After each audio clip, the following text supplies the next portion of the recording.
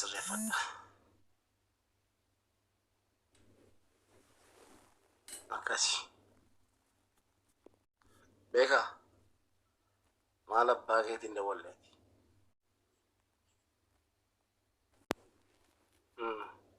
Bilbila kee ilaalii.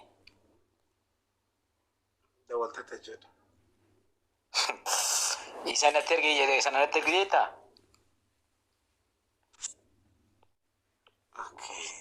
Sorry. Nanda gadhee wal. Yeroo ati airportii keessa jirtu namni natti mennaan si duukaa si duduuba fiigaan ture garuu na arguu dadhabdee. Na argachuu hin dandeenye miti.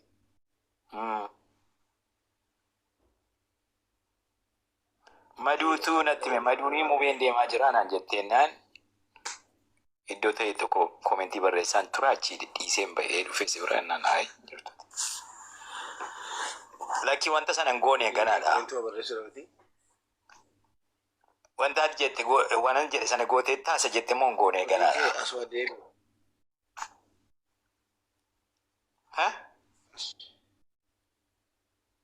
Maa itti himuu beekoo?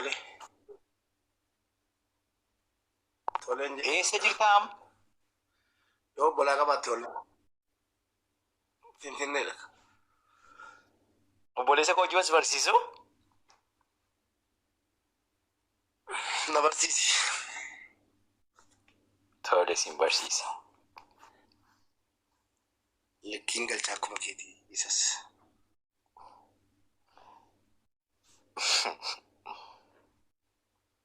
Maanni. Maaf kolfita biyyan jira.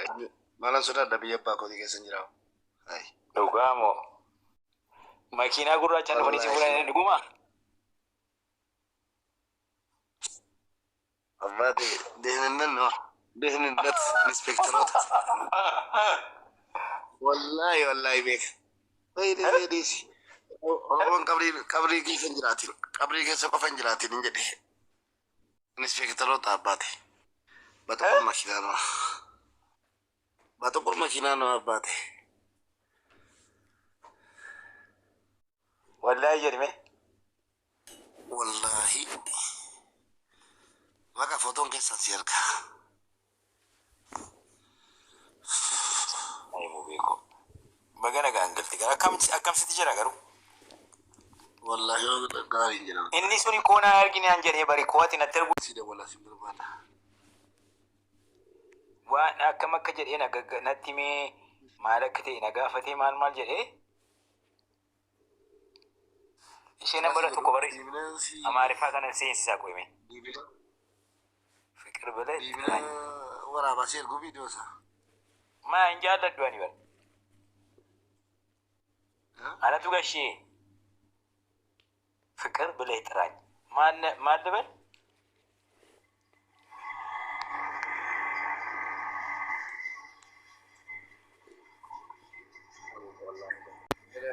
Assalamualaikum. እግዚአብሔር ይመስገን። እኔ ለከነ አችን ለያጅተን ገለተ ረቢ አካም ጋግለ ኢሰኑ ማታፋን ኦሮሞቱ ቤኩ ፍቅር ቢለ ጥራኘተኒ ገወል ሙከሰ ጀረንጀቶ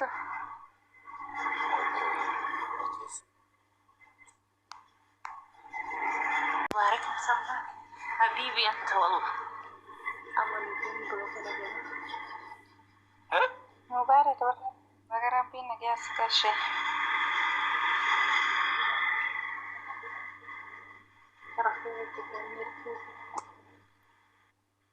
ما سنت النقامو ኔትወርኪንግ ኬሰን በደንብ አይሰማም።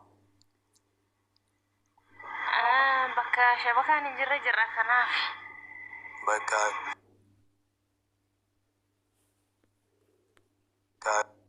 maal si goot shaayii si danfisti maali beelaan si ajjeeste wayitani si bira dhufu mataa isaa qaqqabatte eebade narraa si ajjeeste sila gurbaa intaltoo maa si hin gootu sila tuni maal manallee ofirraa nartu sila tuni maal saafelli sila tuni maal akkanan taatu sila tuni maal akkasin taatu sila tun maal akkanan taatu eebate gurbaaki haga isii fuute narraa daalachoyte yumeetaa dhadhaawahii sitti haxaawa ani bade tuni silaa wa intala taate duraanuu wallaalumatu akkana maali jette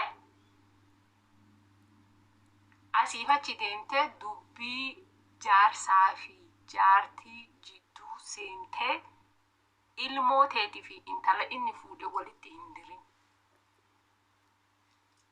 Gurbaan kan kee haqa haadhummaa kan kee bakka ati jirtutti akkasiin malutti akka kabajaa alayhi salaatu wassalaam rasuuli rabbii jennanni miila haadhaaf abbaa jala jira irra guddaan ammoo miila haadhaa jala jira jedhee nu dhaame sanitti haqa saasan haga inni haqa kan kee haadhummaa san hin dabsinitti ati jara jidduu seentee bultii isaanii diiguudhaaf hin minnaafatin.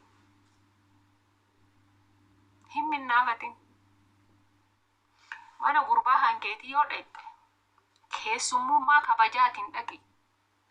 Keessummummaa kabajaatiin gal. Gurbaa kan kee addatti yaamte waan jaartiin isaa isa gootuu fi waan jaartiin isaa gootu hin qoratin. Hin gaafatin. Yoo inni sitti himachuu didellee bargittiin qottee keessaa baasuuf cinqamtaa bar.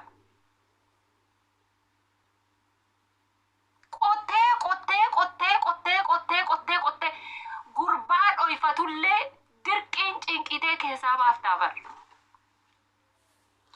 Intala gaafa duraa jaalattee warrarraa kabajaan fuute san waggaa tokko booda intala ibidde itti qabdee intala duraan maadaatii hin qabne maadaatii itti baaftaa bar. Siigalee akkuma gurbaa kan kee jaalattutti intala gurbaa kan kee fuudhe sanillee warri isii dhale isii jaalataa bar. Warri isii dhalee gurbaa kan keetii kenne sun akkasuma bar isii tanallee akkasuma jaalataa bar. Akka isiin daalachooftuu fedhanii bar. Siigalee irra hedduu ka rakkoo qabu warra haadha gurbaati. Haadha gurbaatu rakkoo qaba yeroo hedduu bultii keessatti. Yeroo hedduu ka rakkoo diraamaa tamteeshinii uumu haadha gurbaati jechuudha. Akkaataa isiin itti intalti gurbaa isii itti uffattu isii dhibu. Akkaataa isiin meeshaa itti dhiqattu isii dhibu. Akkaataa isiin uffata itti dhiqattu isii dhibu. Akkaataa isiin mana itti harattu isii dhibu. Akkaataa isiin buddeen itti buufattu isii dhibu. Akkaataa isiin harcee itti daakkattu isii dhibu.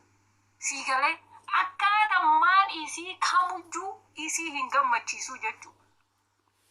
Eega gaafa gurbaan kan kee fuudhee manatti galfate ka wanni isiin dalaytu kun hundinuu rakkoo sitti uumu gaafa duraa maa kadhattee itti fuute.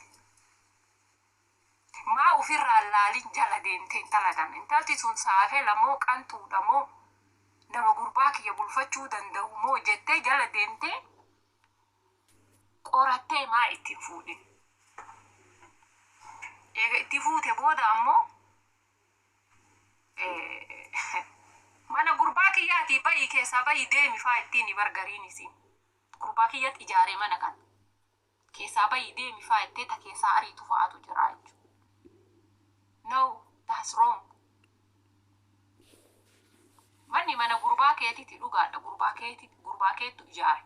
Gurbaan kee siif hin ijaarre jaartii isaatiif ijaare.